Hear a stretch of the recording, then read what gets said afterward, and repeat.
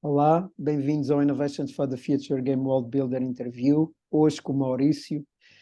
Maurício, grato por teres aceito o convite para estares aqui nesta conversa comigo. Grato pelo convite e é um prazer estar aqui contigo, sim. Maurício, Estou bastante entusiasmado e muito curioso de como é que esta conversa vai correr. grato por isso. Maurício, tu és um dos pioneiros da permacultura em Portugal, tens um currículo e um trajeto nesta área de referência, diria eu, a partir dos meus olhos e da minha perspectiva. Claro, outros se calhar têm outras, mas esta é a minha perspectiva. Um, e eu gostava de conversar contigo sobre isso, sobre o valor da permacultura, a partir do lugar da tua experiência. Mas começar talvez por conversar sobre o que é a permacultura para ti. Como é que tu descreves a permacultura a alguém que está a chegar neste momento, que está a ouvir esta gravação, que está a ouvir a palavra pela primeira vez? Ou... O que é a permacultura?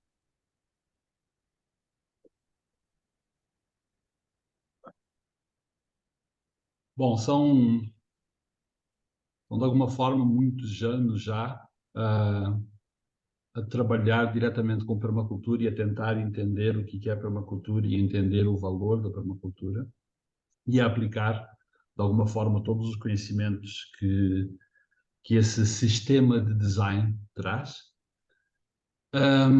Para quem está a chegar, eu acho que a primeira coisa que as pessoas têm que entender que a permacultura não é um sistema agrícola.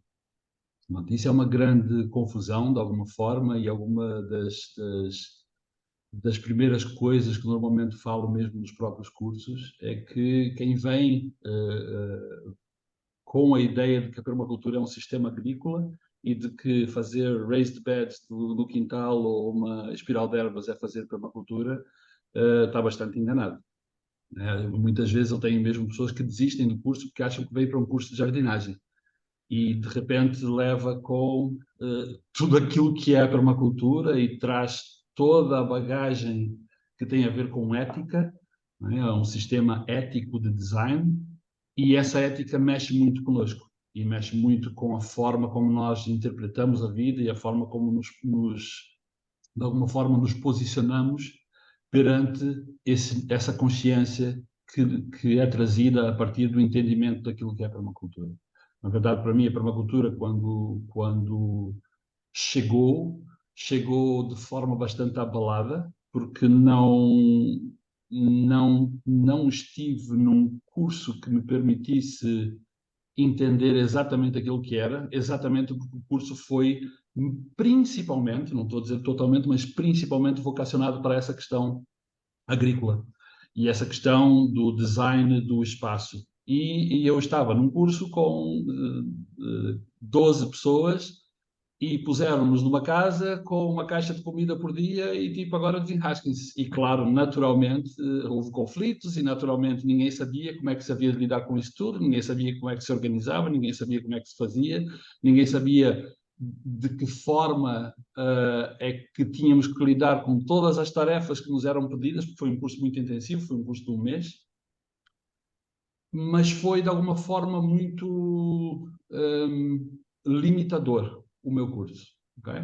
Exatamente por isso, por eu entender que havia ali muito mais do que aquilo que eu poderia imaginar, que era realmente um processo que poderia encaminhar para chegar a onde, de alguma forma, até na minha juventude, eu pensava que poderia haver algum lugar como aquele, um lugar imaginário ou um lugar de construção de algo um bocadinho melhor do que aquilo que vivíamos, mas foi muito limitado. Portanto, a partir daí eu comecei mesmo a estudar bastante para entender mais o que era a permacultura e mesmo a partir do trabalho do Bill Mollison ou mesmo do Dave Holmgren, através do livro que tem a ver dos Principles and Pathways Beyond Sustainability, é que realmente eu comecei a entrar naquilo que realmente é o ser ou tornar-se um designer de permacultura. Porque permacultura tem a ver com design. E um design que traz a possibilidade de nós conseguirmos, de forma ética, a primeira coisa é a ética, lidarmos com todas as questões necessárias para que a vida humana faça sentido. e para que possa vir a trazer, de alguma forma, essa reconexão com a natureza, e a partir dessa reconexão da natureza, uma reintegração de nós próprios a um nível muito superior de visão do mundo e de perspectivar as coisas de uma forma completamente diferente, né? Passamos a estar integrados dentro daquilo que é a nossa própria natureza, né? Nós somos natureza. Essa coisa de reintegrar-nos na natureza tem muito a ver com uma barreira psicológica que temos dentro de nós. Nós temos muitas más interpretações daquilo que somos enquanto espécie dentro deste planeta. E a permacultura eu acho que traz isso. E não é a permacultura conceptual ou a permacultura agrícola ou a permacultura social, esses nomes que lhe dão, tipo a permacultura social. A permacultura é social na sua base, na sua gênese. A permacultura é social, de alguma forma, para quem está lá a ouvir, a permacultura é um sistema de design que pode vir a permitir que o ser humano permaneça no planeta. Portanto, é a criação de uma cultura de permanência no planeta, né? E tem a ver com design, não tem a ver com agricultura. A agricultura é um ponto de um dos 7 fields of intervention da permacultura, né? Que tem a ver com land tenure e agricultura. E é só por aí, mas temos muitas outras coisas, né? Temos educação, temos bem-estar social, temos espiritualidade, há a questão de governança, tem a ver com economia, tem a ver com sociabilidade, tem a ver com tudo, tem a ver com todos os aspectos da vida humana. Portanto, sim, é possível desenhar com permacultura ou com a permacultura um sistema de assentamento humano, se quisermos chamar, desde uma quinta familiar com turismo ecológico a um campo de refugiados de 20 mil hectares em África. É possível desenhar tudo, seja onde for, a partir deste sistema. Portanto, é um sistema, de alguma forma, é um framework que nos dá as ferramentas necessárias para aplicar de acordo com o contexto, seja onde for, em qualquer parte do planeta. Porquê? Porque é um sistema que é nature-based. Portanto, a partir do momento em que nós entendemos os padrões da natureza como base para aquilo que são os princípios da permacultura, facilitamos todo o processo de design. Então, integramos estes padrões que são da própria natureza no design. Então, quando entramos num espaço de permacultura, sentimos logo acolhidos, porque tudo está no lugar correto, de acordo com as leis da natureza. Maurício, como é que foi? Como é que tu chegaste à permacultura? Como é que a permacultura entrou na tua vida? E depois qual foi o caminho que tu fizeste, não é? Porque tu tens um currículo fascinante, não é? Portanto, quais são os highlights do teu caminho que foram importantes para tu hoje seres quem és e estares a fazer os projetos que estás a fazer? Nós havemos de falar um pouco mais à frente sobre isso. Então, eu fiz um caminho pessoal muito grande. Eu, antes dos 30 anos, ainda tinha muito a questão de fazer 1 milhão de euros antes dos 30, aquela coisa toda do empresário e do jovem que quer vencer na vida, ou whatever, aquela história da carochinha que nos contaram e que, lamentavelmente, muitos de nós acreditamos. Eu fui um deles também, como tu. Exatamente, tu também lá tiveste, não é? Então, até aos 28, 29, eu ainda continuava muito, muito, muito por aí. Ou seja, o meu foco era fazer e fazer e fazer. Portanto, fui empresário até aos 30 e tal anos, mas eu, quando cheguei aos 30, 31, resolvi ser pai. E, portanto, o meu filho vinha para este mundo e o mundo que eu via não era o mundo que eu queria ver para o meu filho. Então, comecei a perceber de que forma que ele vai ser alimentado, o que é que ele vai receber como informação em termos de educação, e pronto, lá comecei a olhar para o mundo de uma forma um bocadinho diferente. Portanto, foi um abrir de olhos essa perspectiva de vir a ser pai. E também já lá estiveste e eu acho que sabes perfeitamente o que é que eu estou a falar, porque modifica muitas coisas por dentro. Então fui começar a consumir na Biocoop, em Lisboa, começar a consumir produtos biológicos para ele poder ter uma alimentação biológica. Inscrevi-o numa escola que era baseada na pedagogia Waldorf, em Alfragide, que se chamava Vela Verde, eu penso que já não existe, e era uma escola que tinha comida biológica e a cozinheira era também completamente vegetariana e a metodologia era eles pegarem numa caixa de cartão e começarem a brincar com cartão. Pronto, isso tudo foi, de alguma forma, o caminho deste processo. Eu não vou falar dos meus processos de juventude, porque isso já vai muito atrás. Mas já lá estava com 14, 15, 16 e com 17 anos já lá estava isso tudo, só que foi passando. Eu, aos 16 anos, queria comprar uma quinta no Brasil, quando vivia ainda lá. Portanto, queria ir viver para o campo. Depois desse entrar nessa agricultura biológica, eu comecei a querer fazer um curso de agricultura biológica, porque eu achava que sim, um dia eu ia viver no campo. Então fui fazer um curso de agricultura biológica em Espanha, e a partir daí, desse curso, num dos manuais do curso, eu ouvi falar do nome permacultura, porque o próprio curso de agricultura biológica não me estava a ser assim muito suficiente, digamos assim, para me convencer de que aquilo era o correto. Havia químicos ainda e, portanto, acabou o curso de agricultura biológica. Eu vim visitar quintas de agricultura biológica em Portugal e fui a uma a São Pedro do Sul, uma muito conhecida em São Pedro do Sul, e a agricultura biológica em São Pedro do Sul, o que eram? Eram bem, 10 ou 12 estufas com geradores a gasóleo gigantes no inverno a bombar calor lá para dentro para produzir monoculturas com moldes de plástico, e o que produziam na altura era levístico, aquilo que dá o saborzinho ao caldo, aos cubos. Não vou fazer aqui nenhuma publicidade, mas aos caldos que se põem nas coisas é o levístico. E eles produziam aquilo para enviar para a Suíça. Eu disse, não, a agricultura biológica não é a minha coisa, de certeza, não é por aí. Há muitas coisas interessantes, os chorumes e a ligação com o solo e as pragas, isso tudo, mas não é por aí. Então lá resolvi, 2 anos depois, fazer um curso de permacultura. E foi em 2005, portanto há 18 anos atrás.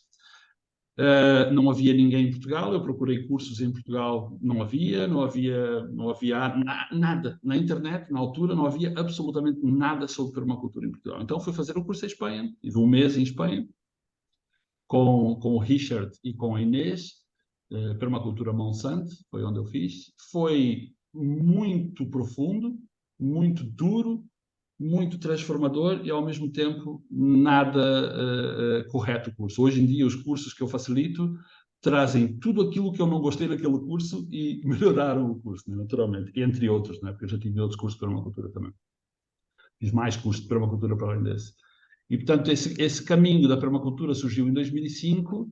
Uma semana depois separei-me da minha mulher, 6 meses ou um ano depois estava a fazer o caminho de Santiago a tentar libertar-me da minha empresa e lá consegui. Depois, em 2008, ainda em 2008, comprei o Fojo e já tinha, nesta altura, feito vários projetos e estava a conectar com essa comunidade e trouxe o The Growth Movement para Portugal e trouxe sei lá, ainda muitos anos atrás com o Cláudio, ainda em Belém, já nem sei quando é que foi isso, 2008, talvez, 2009, faço ideia, já lá atrás. Depois trouxe o Guerrilla Gardening para Portugal e fiz o grupo no Facebook, e já nem me lembro, o Dia do Girassol, que era plantar sorrisos nas almas urbanas, e sempre a brincar um bocadinho com o design gráfico, sou designer industrial, então tinha sempre essa coisa de trazer um bocadinho mais de movimento. Não é? Depois, em 2009, começamos a limpar o Fojo, né? O Fojo que é, de alguma forma, um dos primeiros projetos de permacultura em Portugal, focados mesmo em permacultura, que se dizem como um projeto de permacultura. Já havia outras coisas a acontecer, como o Nelson Avelar, lá atrás, também estava a começar mais ou menos. Foi o giro, quando eu cheguei de Espanha com o meu curso de permacultura, o Nelson estava a lançar o primeiro site de permacultura, porque ele tinha acabado de fazer um curso também.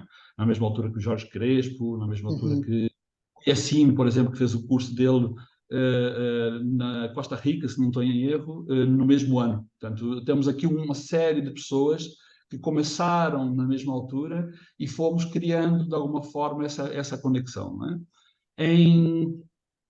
Em 2010, então, começamos com as atividades no Fojo, depois começamos a fazer eventos no Fojo, eu comecei a facilitar eventos, fui fazer o meu curso de professores de permacultura na Dinamarca em 2010, 11 talvez, e a partir daí, pronto, a partir daí foi o deslanchar, né? Quando o Fojo começou, foi assim um espaço que teve bastante adesão durante alguns anos, e o espaço do Fojo foi construído também com a minha companheira de altura, que é a Ana Santos, que conheces, não é? Foi um tempo muito, muito, muito bonito. Foi um tempo muito bonito, foi muito duro, porque, na verdade, em 2011, quando saímos de Lisboa e eu deixei a minha vida de empresário, vim para cá com muito pouco dinheiro, né? Vim para o Fojo, de alguma forma. Hoje em dia estou em Ancião, tenho o meu escritório em Ancião, muito perto do Fojo, mas na altura viemos, eu lembro que tínhamos, sei lá, 30 euros no banco e 20 euros de combustível no carro, dava para voltar para Lisboa. E foi, na verdade, logo a seguir a um retiro de Vipassana. Então saímos de Lisboa, entregamos a chave de casa e fomos para o retiro de Vipassana, de 10 dias. Quando saímos de Vipassana já não tínhamos casa em Lisboa, minha casinha em Passo de Arcos, com os barquinhos ali, todos à vista, uma vida porreira, ia para Lisboa, para o escritório de Lisboa, de comboio, era assim, era uma vida interessante, mas já não fazia sentido, não é? Depois de todo o processo que tinha passado de entendimento daquilo que é permacultura. Então, quando mudamos para lá, depois do Vipassana, chegamos e eu não sei se já fizeste um Vipassana, já fizeste? Não, Não, o não, Vipassana sigo é o outra retiro de tradição, meditação sim. silêncio de 10 dias e aquilo que se aprende em Vipassana são muitas coisas, mas entre uma delas que se aprende realmente é o anicca. Anicca. Anicca é tudo passa, tudo passa. Está a doer? Anicca. Eu fiz já Estás os 10 dias. feliz? Anicca, deixa passar. E quando chegamos ao Fojo, porque tínhamos trabalhado antes, tivemos curso de agricultura biológica, agricultura biodinâmica antes deste processo, já estávamos a movimentar o Fojo. Quando chegamos ao Fojo, mesmo depois de não estar lá durante um mês, tínhamos a horta cheia, cheia, cheia de comida, uma horta assim fantástica, com tudo aquilo que está quase que a cair coisas da horta, sabes? Foi fantástico. Quando chegamos ao Fojo, sem dinheiro nenhum, sem nenhuma perspectiva, sem trabalho, sem dinheiro, sem cursos marcados, sem nada, tínhamos uma horta gigante e foi tipo, ya, Anitta, Hum. bem-vindos ao Fojo. E vivemos, na verdade, 3 meses da horta praticamente sem dinheiro nenhum. E depois lá a vida encaminhou-se e fomos fazendo coisas. Não é? Mas este inverno foi um inverno muito duro. Não tínhamos mesmo dinheiro, então vivíamos numa casa que não estava pronta, enrolada em plástico, mas faltou dinheiro para comprar o plástico da porta. Então o vento passava na casa durante o inverno inteiro. Não foi fácil, foi bastante intenso e, de alguma forma, uma aprendizagem para quem está a ouvir e quem queira mudar da cidade para o campo. Uma das grandes aprendizagens foi talvez a aprendizagem mais dura que eu e a Filipa, na altura, tenhamos passado, tem a ver com nós queremos trazer para o campo o workaholic da cidade. Porque queremos ver as coisas feitas e pum, pum, pum, e 12 horas por dia, e quando é para ser, é de sol a sol, isto tudo. E, naturalmente, burnout. Não é? Queimamos completamente, acabamos por separar, eu e a Filipe, em 2013, e pronto, naturalmente os ciclos terminam e novas coisas começam, não é? Então, finalmente me separei da Filipa e começou a haver mais espaço, então decidi dedicar finalmente a terminar o meu processo de diploma de permacultura. Né? E na altura não havia dinheiro nenhum, portanto eu não podia inscrever em qualquer associação que fosse, porque era preciso pagar 100 libras, e eu 100 libras, tu és maluca, não tenho dinheiro para pagar isto. Não tinha mesmo dinheiro nenhum, vivia da horta, vivia daquilo que eu fazia e pouco mais. E os cursos não davam dinheiro. Quem julga que fazer cursos dá dinheiro, não dá. Portanto, os cursos alimentavam aquele espaço, criavam dinâmica, mas não traziam um pouco mais do que aquilo que era preciso para continuar a viver. Então, lá decidi terminar o meu diploma, acabei por ir para o Brasil, terminei o meu diploma e assim que terminei o meu diploma desenhei o curso de permacultura, que é o curso que ainda hoje vai sendo aprimorado, mas desde 2014, eu penso que 2014 foi a primeira vez que eu e Cláudia ensinamos o curso, a primeira vez foi na Roménia, num espaço que se chama Lagugo. Foi um curso difícil, muito difícil. Esta altura, de alguma forma, foi quando eu comecei a perceber realmente onde é que eu me estava a meter. Né? Ou seja, 10 anos depois, ou 9, 8, 9 anos depois, é que eu comecei a perceber realmente a possibilidade de utilizar uma ferramenta que agora entendia, né? Depois de ter passado pelo processo de diploma, depois de ter o processo de design do próprio curso, foi um mês. Foi um mês inteiro a olhar para o livro do Bill Mollison, a fazer folhas e espaços, e a trazer Joanna Macy, a trazer Dragon Dreaming, e a trazer Scott Peck, e a trazer todas essas outras coisas que, na verdade, a permacultura não traz. Portanto, eu, nesta altura, também me apercebi que a permacultura naturalmente, não é nada, é completo, é bastante complexo, mas ainda não é completo. Portanto, a permacultura era limitada e era preciso trazer muitas outras ferramentas de fora. E foi então que surgiu este curso, que chama-se hoje em dia Resilience and Regenerative Systems Design, e cada vez mais chamo-lhe retreat, porque não há telefones, não há internet, não há conexão com o mundo, é um espaço que se cria, e esse espaço ajuda a criar esse entendimento muito mais profundo daquilo que é a permacultura, porque, na verdade, no curso nós vivemos aquilo que é a permacultura, em todos os detalhes, em todos os momentos, em todas as conexões com as pessoas, em todas as atividades que fazemos, nós estamos a viver aquilo que é a permacultura. Então, desde então, a partir desse conhecimento, começou a haver cursos por todo lado, de cursos em França, na Alemanha, na Roménia, dei um curso em Portugal, dei um curso no Brasil, dei um curso no Peru, e, portanto, muitos cursos foram acontecendo, e também, a partir do momento em que nós fizemos, em 2014, estás a pedir para contar a história é longa, portanto, demora um bocadinho. Em 2014 eu fiz o IDI na Alemanha, na Eco Village Design Education, com 35 pessoas do mundo inteiro, foi um curso fantástico, e onde conheci várias pessoas, não é? E, portanto, a partir daí, até hoje, muitas dessas conexões continuam a ser o caminho que foi tomado. Eu trabalho muito hoje em dia com o Vítor, conhece o Vítor Vorsky, do Gathering of Tribes. Aliás, provavelmente vamos começar dentro de semanas o design do próximo Gathering of Tribes, portanto eu vou estar a ajudar o Vítor a fazer este design. Continuei a trabalhar depois com o pessoal do Peru, que depois fui convidado para ir para o Peru, e estive no Peru a trabalhar com uma tribo Quechua, a gerir, na verdade, uma ONG em Cusco. Enquanto a malta estava em Lima a fazer dinheiro, eu de alguma forma gastava o pouco dinheiro que eles faziam em Cusco, numa área de 45 hectares, numa reserva indígena, uma reserva Quechua de 800 hectares, no Vale Sagrado dos Incas, a 80 quilómetros de Machu Picchu, numa aldeia com 200 pessoas que praticamente só falavam quechua. Portanto, eu tinha uma equipa de arquitetos, o Henrique Bastos, das Mandalas, convidei-o para vir para lá e ele veio trabalhar comigo. Trouxe o Tiago Botelho Alberto, que foi um dos fundadores da transição de telheiras, onde eu também dei um curso de introdução em 2010 ou 2011. Portanto, eu juntei assim um time interessante para começar a trabalhar o espaço, e tive durante 5 meses a gerir voluntários, a desenvolver todo o processo, a ativar a ONG, desenhei eventos para a ONG, e pronto, foi assim uma experiência fantástica. Mas eu tinha, às vezes, 18, 20 euros, 20 dólares para alimentar 18 voluntários. Não era nada, por semana. Portanto, não foi uma experiência fácil, mas foi altamente enriquecedora. Aí eu percebi que precisava, de alguma forma, ter mais ferramentas, porque eu tinha um levantamento topográfico em AutoCAD, mas não sabia trabalhar o AutoCAD. Tinha antropólogos, mas não sabia gerir antropólogos. E, portanto, foi assim um processo de aprendizagem gigante.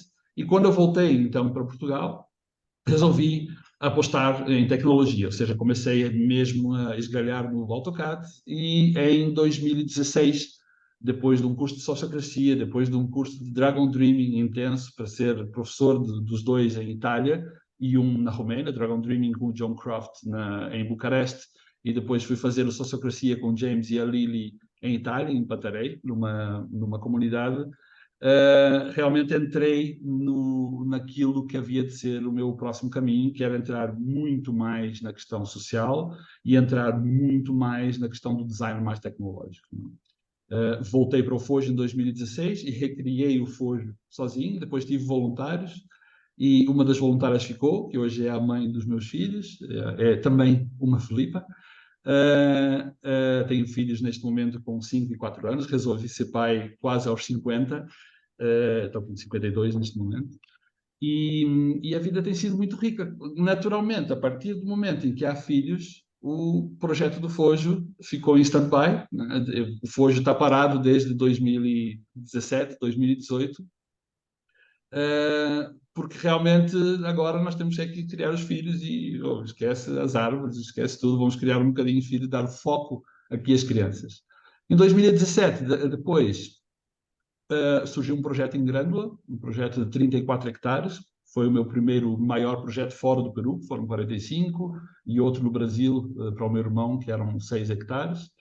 E então foi aí que eu apliquei pela primeira vez mais tecnologia nos designs e comecei a fazer tudo em AutoCAD, com levantamento topográfico em drone, com todas as curvas de nível certinhas, com cartografia correta, com as inclinações corretas. Pronto. E aí realmente eu percebi, ok, então a partir de agora não há hipótese, o meu trabalho tem que ser mesmo cada vez mais técnico, cada vez mais tecnológico e cada vez mais conectado com uma visão que seja uma visão a longo prazo e que, de alguma forma, evitando alguns dos erros que eu cometi no Peru, que foi olhar para a situação em que as pessoas estavam a viver e tentar resolver os problemas, não é? Portanto, o problem solving approach.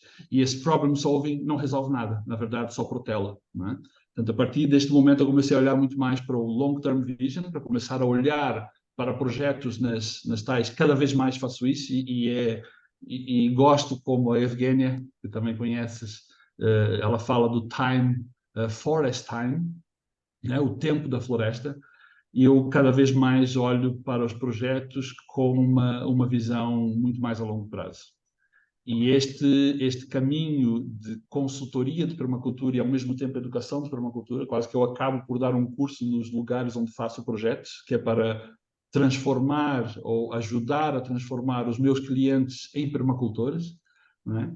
Em regeneradores ativos do território, acaba por ser um processo em que me trouxe a um espaço muito maior daquele que eu imaginava poder chegar quando entrei na permacultura, sem dúvida. Neste momento eu sinto que este processo trouxe-me a possibilidade de eu manifestar muito para além de mim, né? Muito para além daquilo que eu terei sonhado que é para a minha vida. Portanto, eu estou neste momento com todas as oportunidades que têm surgido, já vamos falar delas se quiseres, mas completamente no meu Ikigai, né? Faço aquilo que gosto, faço aquilo que me parece que seja a melhor coisa para o mundo hoje e para o futuro, e cada vez mais consigo ser pago e cada vez ser mais bem pago pelo trabalho que estou a fazer. E essa experiência que tenho trazido e esta bagagem que tenho trazido, né, projeto atrás de projeto, depois agora em 2020 surgiu a Silveira, ou 2021 surgiu a Silveira, depois de 2 anos tendo dedicado o meu trabalho só a aprofundar-me mais no AutoCAD e a modelação, de alguma forma, de casas pré-fabricadas. Eu penso que chegamos a conversar disso a última vez que estivemos no Fojo, não é? Eu estava mesmo focado nisso, tive 2 ou 3 anos focado nisso, e quando eu estava mesmo para lançar a empresa de casas pré-fabricadas com off-site building e tudo aquilo prontinho, surgiu o projeto da Silveira. Eu disse, ok, este projeto é muito interessante, mas eu quero fazer a Silveira. Então, decidi dedicar-me mesmo este ano à Silveira e o projeto das casas pré-fabricadas ainda está em stand-by, mas há de surgir. Maurício, grato por teres dado essa visão e teres highlight de diferentes pontos, e um deles que eu gostava de pôr é essa ideia do Fojo enquanto laboratório para ti, e tu poderes ter crescido e aprendido lá, e depois como tu fizeste essa ligação com as outras diferentes tecnologias sociais e como elas foram complementando a tua perspectiva enquanto designer, enquanto agente de intervenção. Grato por teres trazido esses elementos.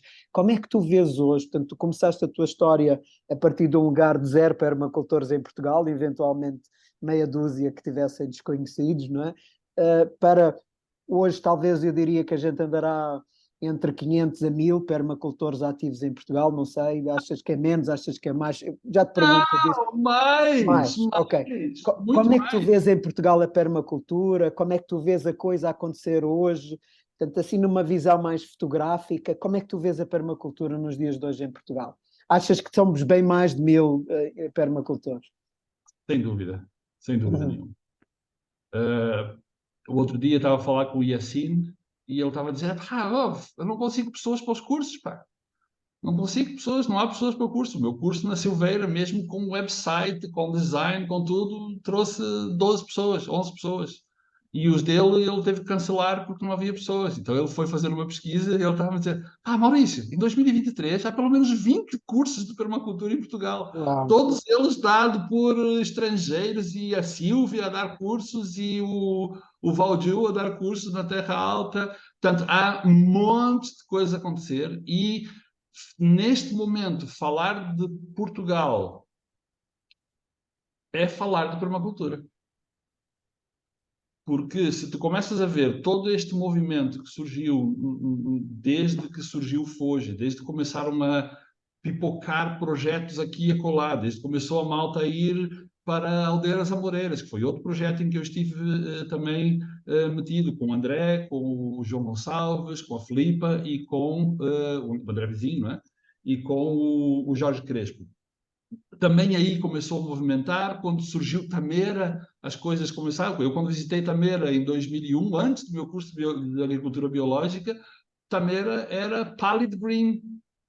E hoje em dia tu vês aquilo que está, e mesmo na altura, depois de eu ter feito o curso de permacultura, depois de outras visitas e outros cursos em Tameira, que também fiz Love School em Tameira, por exemplo, já se via alguma diferença, mas eles próprios, e quando estou a falar do curso de Love School, foi em 2013 ou 2014, e eles próprios ainda estavam a começar com permacultura, mas já muita coisa estava a acontecer. Hoje em dia, toda a gente sabe minimamente, ainda que de alguma forma errônea, porque continuam-se a ensinar curso de permacultura de forma errada, no meu entender, que é, ok, vamos lá aprender como é que se desenham swales e camas elevadas, ensinam-se os cursos como uma técnica e não como muito mais do que uma técnica, não preciso estar a dizer mais, é realmente muito mais do que uma técnica, as técnicas são só as técnicas, o que é preciso entender é essa tal visão diferente, essa visão construtiva, essa visão que abre espaço para essa liberdade de criarmos o mundo como o queremos. Então, este movimento em Portugal, eu lembro, sei lá, em 2014 ou 2015, surgiu o Permaculture Group da Austrália, já nem me lembro como é que se chama o nome, mas houve um site de permacultura que queria juntar os permacultores do mundo inteiro. Então tu vias Estados Unidos, pum, pum, pum, pum, pum, pum, pum. Canadá, pum, pum, pum, pum, pum. Nova Zelândia, pum, pum, pum, pum, Austrália, pum, pum, pum. Depois Brasil, o IPEC, do André e da Lucy, aqui e acolá, e Portugal, já na altura, era os pontinhos todos eram Europa, da Europa, todos os pontos, quando ampliavas a Europa, Portugal era onde havia mais projetos de permacultura a acontecer, já em 2013, 14, 15, já não me recordo quando é que foi. Foi isso. Portanto, já na altura, começou a haver um boom, e esse boom, de alguma forma, trouxe uma energia para Portugal, e essa energia que foi sendo ampliada, porque muitos estrangeiros começaram a vir para Portugal e muitas coisas começaram a acontecer em Portugal, neste momento, Portugal virou o lugar em que vai acontecer alguma coisa, porque está toda a gente a vir para Portugal, toda a gente quer investir em Portugal, há israelitas a vir para o sul de Portugal, aqui mesmo onde eu estou, aqui ao pé de mim, há a Escola das Cerejeiras, e há estrangeiros a mudarem-se para Portugal e a comprarem casas ao pé da escola, porque a escola é uma escola alternativa.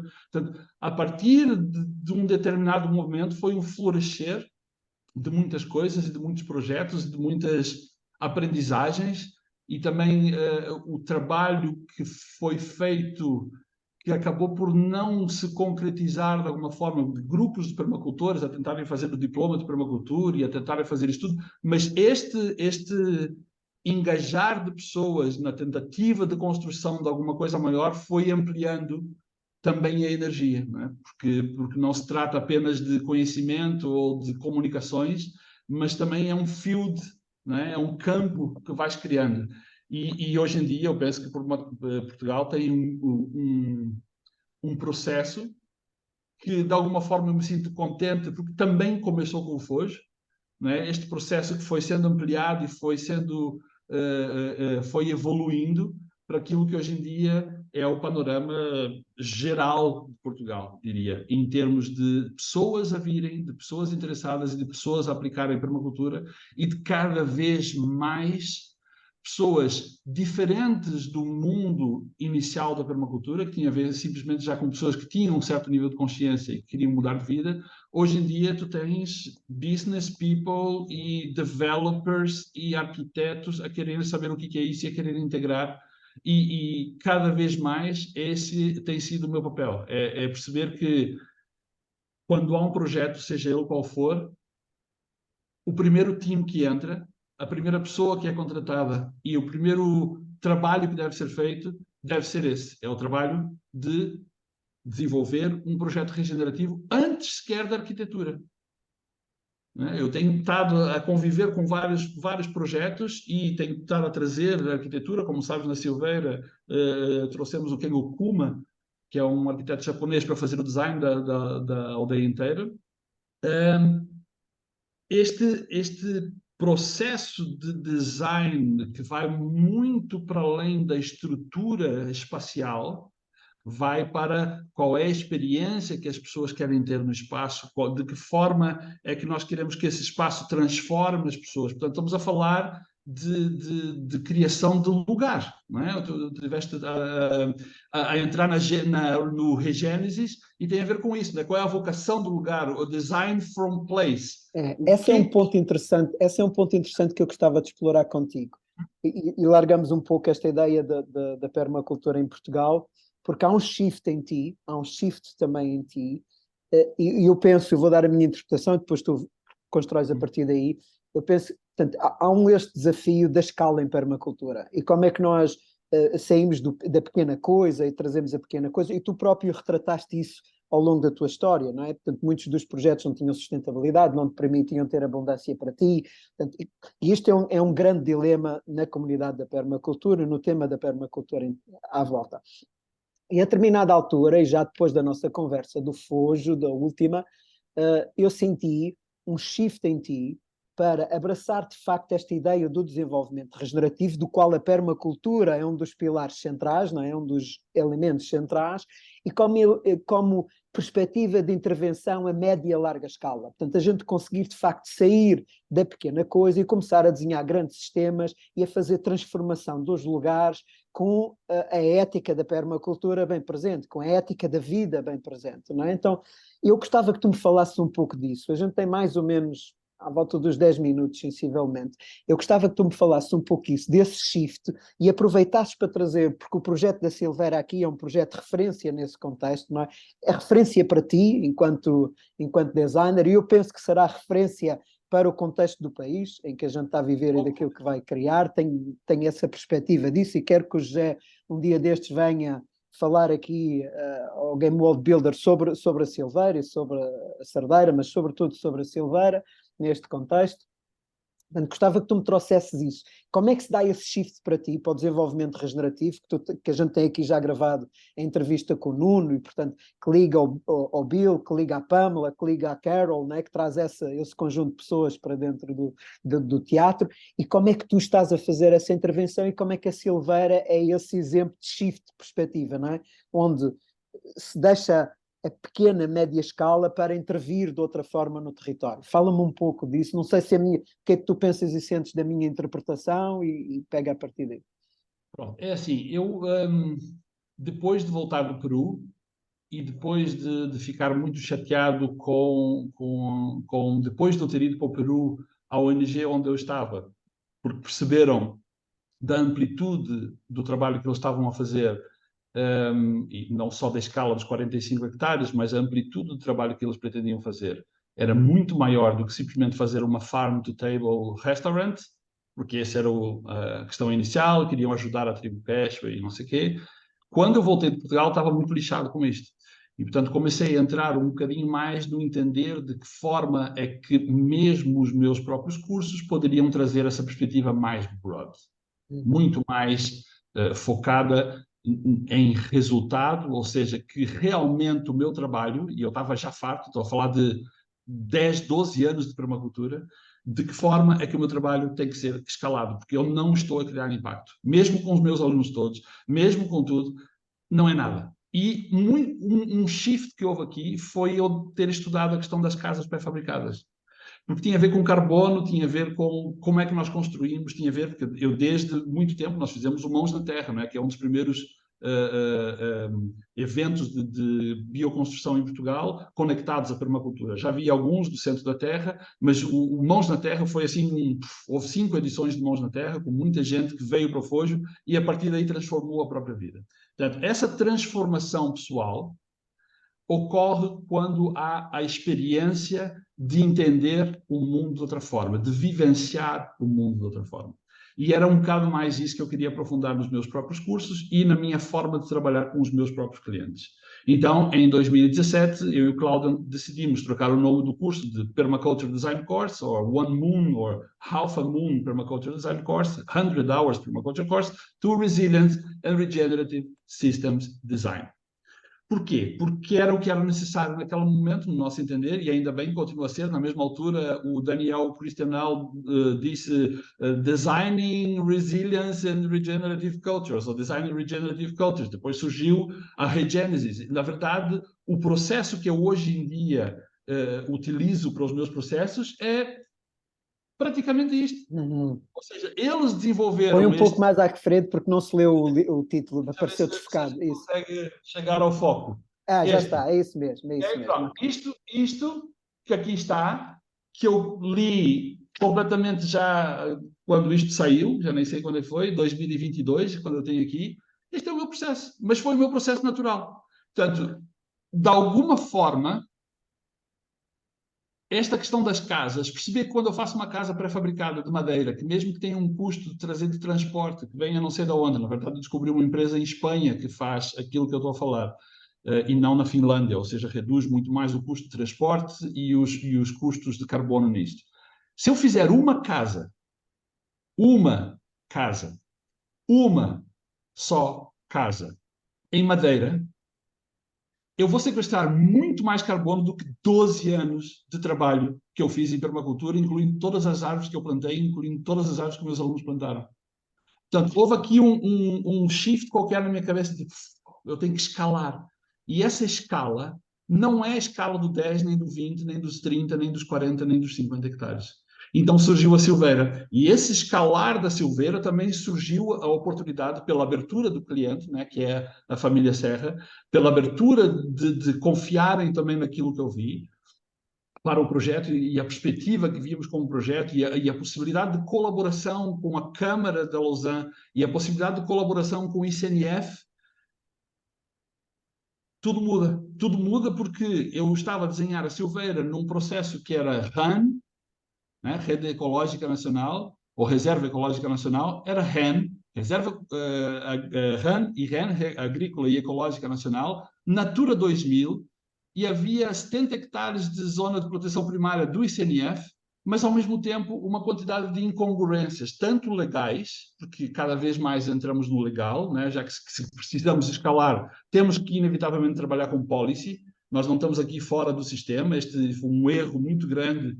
A questão da permacultura é uma revolução silenciosa, erro brutal. Nós, os permacultores, enquanto permacultores, desde muito tempo falhamos redondamente em ativar a permacultura de forma muito mais eficaz, muito lá para trás. Portanto, houve aqui também um shift de entendimento, de necessidade de escala, e essa necessidade de escala também houve um entendimento pessoal, tipo, ok, vou perder o medo, vou desenhar aquilo que o ICNF provavelmente vai dizer que eu não posso fazer, mas que é o correto. E numa reunião da Silveira com o ICNF, os técnicos daqui da CCDR Centro e do ICNF olhavam-se um para o outro e dizer, mas não é preciso. Aqui no artigo 22 diz que só precisas de 10 metros. Mas o correto é fazer 50 metros. Eu quero fazer uma área de proteção da zona ripária de 50 metros para cada lado. Eles simplesmente não entendiam, mas como? Isso é demais. Sim, a nossa área de proteção contra os fogos não são os 25 metros ou 5 metros de aceiro ou os 50 metros com as copas. Não, são 150 metros de área desenhada especificamente com holistic management, com plantios comerciais e com floresta autóctone, que é a nossa faixa de proteção contra o fogo, à volta dos 240 hectares. Só proteção paisagística contra o fogo, que é um problema em Portugal, como tu sabes, né? O fogo ardeu o ano passado completamente, só ficou a casa de pé. Quando o ICNF olha para isso, eles dizem, mas isto é demais, isto é excelente, nós queremos apoiar, nós queremos estar convosco, não pensem que o ICNF é o papão, nós na verdade queremos colaborar, nós estamos a tentar mudar a estrutura, estamos a mudar as coisas, porque nós já sabemos que não conseguimos fazer tudo. Portanto, há neste momento uma janela de oportunidade muito grande, no sentido de entendermos que nós vamos ter que aprender todos, do policy ao agricultor familiar, vamos ter todos que colaborar.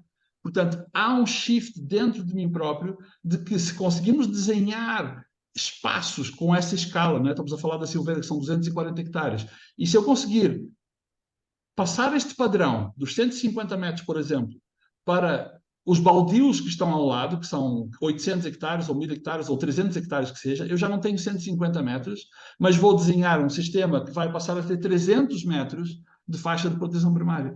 E, na verdade, a Silveira é um laboratório, a Silveira Tech foi um ano de laboratório para desenhar os padrões que podem vir a ser os padrões aplicados à paisagem. E aí já estamos a falar de escala. E a partir da Silveira tem surgido outros projetos. Vou fazer um projeto de 37 hectares na Silveira, que é um projeto turístico. A partir da Silveira, e não só a partir da Silveira, mas com conhecimento da Silveira, o Vítor está a desenvolver, chama-se Good Mountain. É um projeto que há de ser turístico e é completamente regenerativo. Vou fazer um briefing de arquitetura neste momento para trazer um arquiteto que seja também um arquiteto regenerativo. Estamos a trabalhar de forma regenerativa no próprio grupo de pessoas envolvidas, incluindo os developers, que são pessoas que fazem desenvolvimento normal, turístico ou de habitação ou whatever.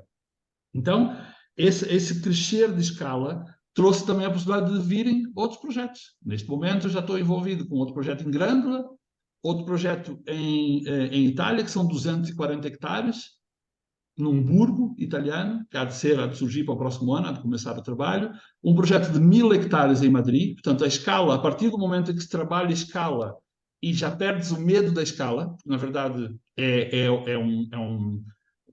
muita responsabilidade, não é? São muitos milhões de euros de investimento e quando cometes algum erro, podes cometer erros muito graves. E é preciso ter muita atenção a isso. Né? É uma das coisas que na Silveira, de alguma forma, estou a trabalhar com eles para evitar que isso aconteça. É preciso ter muito cuidado quando temos uma escala e temos os recursos para não meter o pé na poça. Não é? E algumas coisas acontecem que não deviam, mas essa escala também traz essa responsabilidade. Maurício, a Sim. gente ficava, eu diria que isto foi o abrir da conversa. Infelizmente já estamos quase com uma hora. Foi o abrir de uma conversa. Seguimos. Eu quero fazer-te a última pergunta para fecharmos. Qual é a tua essência? Em poucas palavras, como é que tu descreves qual é a tua essência? Não é? Tu sabes que nesta coisa do desenvolvimento regenerativo, a essência é a coisa, não é? Então, qual é a essência desta pessoa que eu tenho aqui à minha frente, se reconhece pelo nome de Maurício, e que teve aqui a mostrar-se e a sua caminhada e a sua paixão, não é? Que é bem clara a paixão que tu tens pelo que tu fazes na vida, e ainda bem que o fazes com esta paixão. E qual é a tua essência, Maurício? Eu acho que a minha essência é o processo em si, sabes? E essa abertura de estar aberto, abertura de estar aberto, é mesmo isso. Eu tenho a abertura para poder estar aberto a receber constantemente este influxo de feedback sobre mim próprio em relação ao mundo. Né? Eu utilizo a natureza, aprendi isso bastante tempo já com o Fojo, de alguma forma estar conectado com a natureza para refletir-me na natureza e deixar de mentir a mim próprio, de alguma forma. Portanto, esse mirroring é muito importante e essa essência talvez seja aquilo que eu posso trazer de melhor dentro do meu processo pessoal, que é estar aberto a essas mudanças todas e estar em consciente, constante metamorfose. Portanto, eu não consigo ter a mesma opinião durante muito tempo. E para mim as opiniões até são bastante limitativas, né? Porque vêm do ego. Portanto, eu prefiro trabalhar sempre em aberto. Eu entro e estou em aberto. Eu, quando começo um projeto, eu limpo a minha secretária toda e estou em branco para começar de novo. Eu normalmente digo aos meus clientes, quando estamos a começar, mas como é que isto vai ser assim? Não faço a mínima ideia.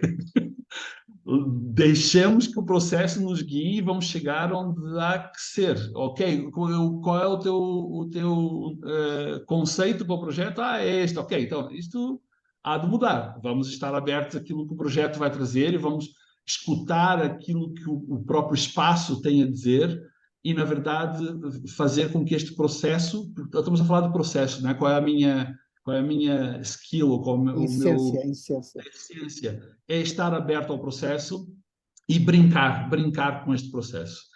Ao brincar com este processo, também entendo que uma das manifestações, de alguma forma, que esse processo me traz, e por eu estar também a olhar tão para frente, a ter, de alguma forma, fazer ancestral design, né? Eu estou a trabalhar conscientemente como um ancestral de quem vem lá para frente. Portanto, estou a fazer aquilo que esquecemos como é que se faz, que é desenhar a long term. E quando digo desenhar a long term, tem a ver com, sim, uma oliveira, quantos anos é que pode lá estar? Então, são 2000 anos. Muito bem. Então, onde é que essa oliveira tem que estar? É este cuidado, de alguma forma, com o olhar para as coisas de uma forma muito, muito aberta, e depois toda a experiência de trazer a técnica para desenhar a vala no lugar certo, que vai cair exatamente para o sistema de água, que está conectado com a outra coisa. Portanto, eu tenho essa capacidade de manifestação e de visão a longo prazo, mas é sem dúvida através do processo que esta emergência de mim próprio surge como um gift. E eu sinto que de alguma forma este é o meu gift, é estar completamente conectado e manifestar esta visão da própria natureza. Tem a ver com o que é que nós estamos aqui para fazer. E de alguma forma esta é a minha intenção, é o meu motivo todos os dias. É manifestar aquilo que a natureza me diz que deve ser manifestado. Grato, Maurício. Grato por teres aceito fazer esta conversa comigo e teres ido nesta viagem, aquilo que tu chamaste ancestral design. O Claudiano chama-lhe legacy thinking e temos uma gravação. Ele já veio cá fazer a gravação sobre isso, sobre o pensamento de legado, deixar legado para as próximas gerações. Eu Boa, vou boa. partilhar contigo. E grato por teres vindo. Foi um gosto poder conversar contigo sobre aquilo que te apaixona. Muito obrigado, Marco. E é fantástico o trabalho que vocês estão a fazer e que estás pessoalmente tu a trazer tanta gente tão bonita a partilhar esses caminhos que são seguramente muito inspiradores para toda a gente. Muito Grato, obrigado Maurício. e obrigado pelo Até, convite. até já.